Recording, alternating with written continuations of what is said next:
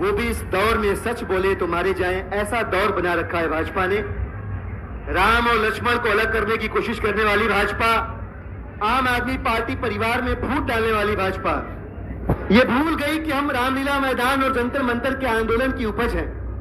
हम आंदोलन से उपजे हुए लोग घर फूंक कर समाज की सेवा के लिए निकले हैं।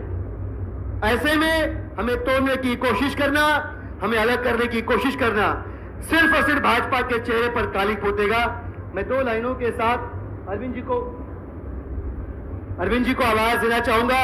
एक बड़ा खूबसूरत शेर है कि नहीं तेरा नशेमन कसरे सुल्तानी की गुंबद पर, नहीं तेरा नशेमन कसरे सुल्तानी के गुंबद पर, तू शाही है बसेरा कर पहाड़ों की चट्टानों पर।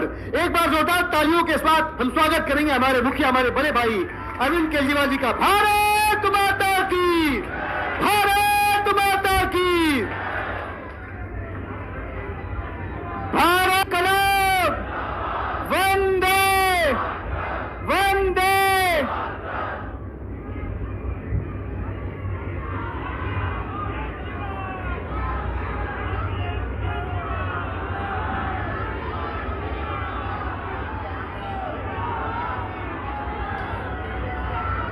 कैसे हैं आप लोग?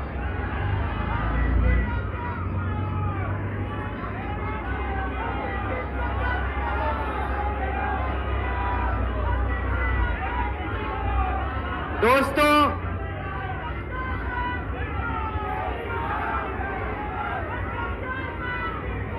आज आप लोगों के बीच में आके बहुत अच्छा लग रहा है और आज यह जंतर मंतर पे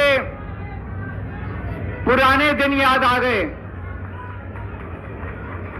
मेरे को आज भी याद है, तारीख भी याद है, 4 अप्रैल 2011 का दिन था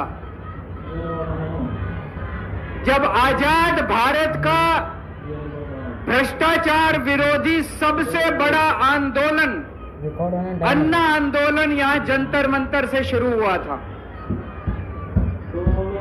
भ्रष्टाचार के खिलाफ आजाद भारत का सबसे बड़ा आंदोलन 4 अप्रैल 2011 को जंतर मंतर से शुरू हुआ था। 1.5-2 साल कभी जंतर मंतर, कभी मुंबई, कभी रामलीला मैदान। लेकिन उस वक्त की सरकार भी बहुत अहंकारी थी, उन्होंने हमारी बात नहीं मानी, चैलेंज करते थे, चुनाव लड़के दिखाओ, जीत के दिखाओ, चुनाव लड़के दिखाओ, जीत के दिखाओ, कहते थे ना। हम तो छोटे से लोग थे, हमें तो चुनाव लड़ना नहीं आता था और चुनाव लड़ने के लिए पैसा चाहिए, गुंडे चाहिए, आदमी चाहिए। हमारे पास तो ना पैसा था, ना आदमी थे, ना गुंडे थे, हम चुनाव कैसे लड़ते? पर वो बार बार कहते थे चुनाव लड़के दिखाओ, चुनाव लड़के दिखाओ। हम भी चुनाव लड़ लिए और देखो जनता ने हमको जिता दिया। पहली बार में दिल्ली में आम आदमी पार्टी की सरकार बन गई।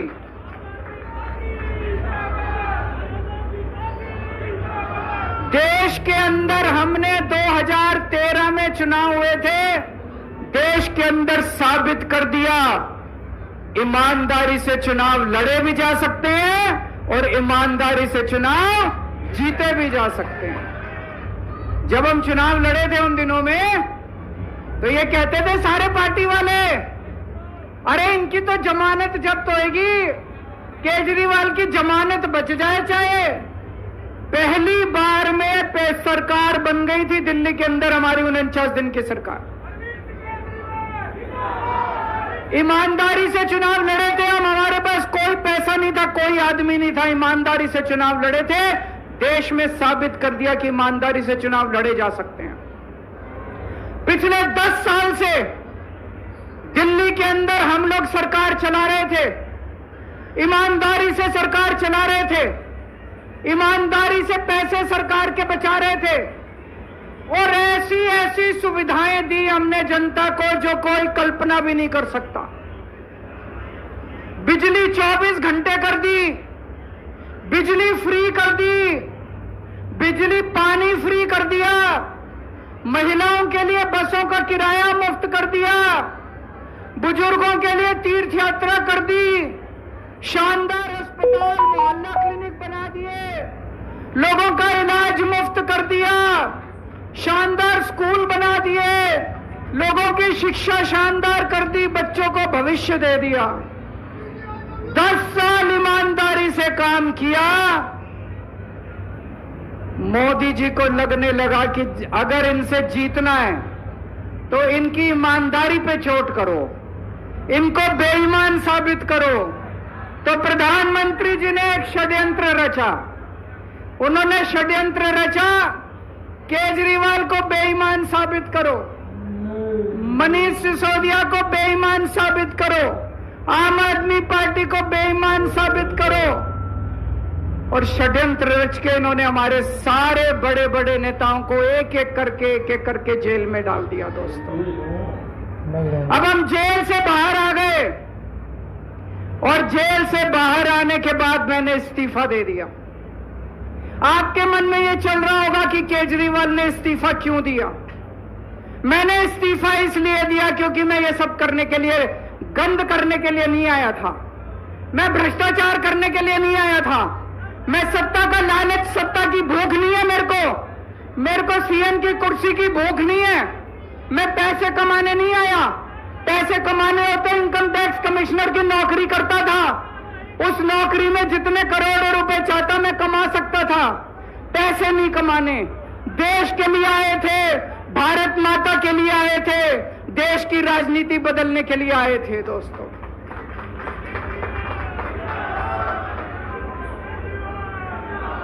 इन नेताओं को फर्क नहीं पड़ता, इन नेताओं की मोटी चमड़ी है, इनके ऊपर जितने मर्जी आरोप लग जाए, इन नेताओं को फर्क नहीं पड़ता। दोस्तों, मैं नेता नहीं हूं, मेरी मोटी चमड़ी नहीं है, मेरे को फर्क पड़ता है।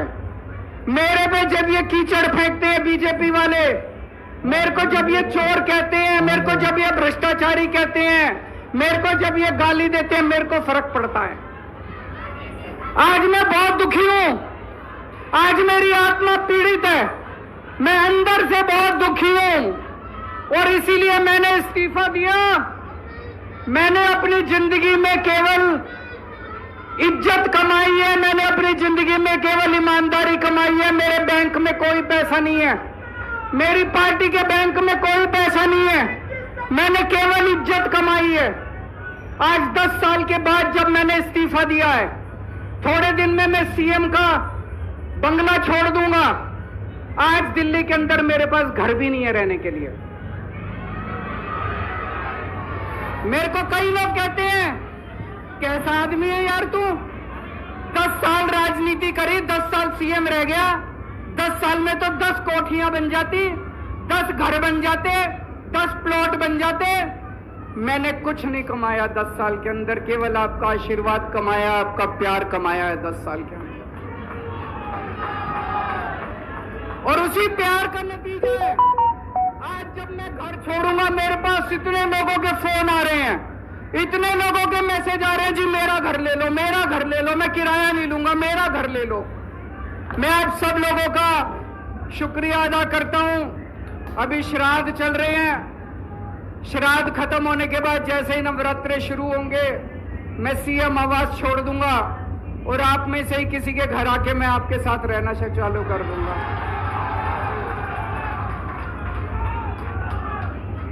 इन्होंने, मोदी जी ने हमारे ऊपर सबसे कठोर कानून लगाया, इस देश का ईडी का कानून, पीएमएलए।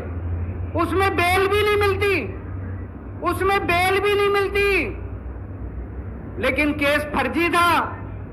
मैं शुक्रिया अदा करता हूं सुप्रीम कोर्ट का, उन्होंने हम सबको बेल दे दी, क्योंकि उनको भी पता था कि केस खत्म है, केस बेकार है।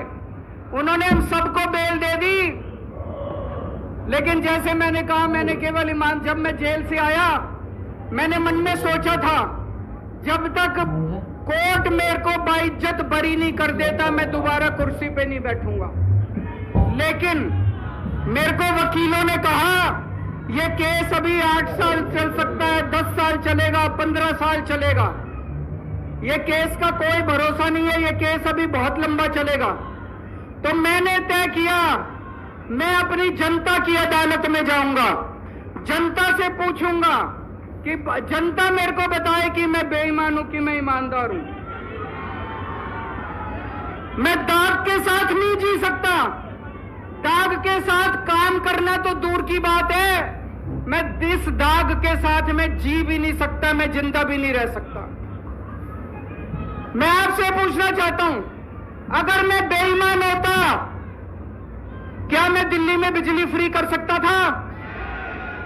दिल्ली में बिजली फ्री करने के 3,000 करोड़ रुपए लगते हैं। अगर मैं बेईमान होता, ये 3,000 करोड़ रुपए खा जाता, बिजली फ्री करने की क्या जरूरत थी? अगर मैं बेईमान होता, क्या मैं महिलाओं का किराया फ्री करता? क्या जरूरत थी फ्री करने की? पैसे खा जाता सारे। अगर मैं बेईमान होता, क्या आपके बच्चों के लिए स्कूल बनवाता? सारे पैसे खा जाता। अगर मैं बेईमान होता, आपका इलाज मुफ्त करता, पैसे खा जाता सारे। इन लोगों की 22 राज्यों में सरकार है, 22 राज्यों में कहीं बिजली फ्री नहीं।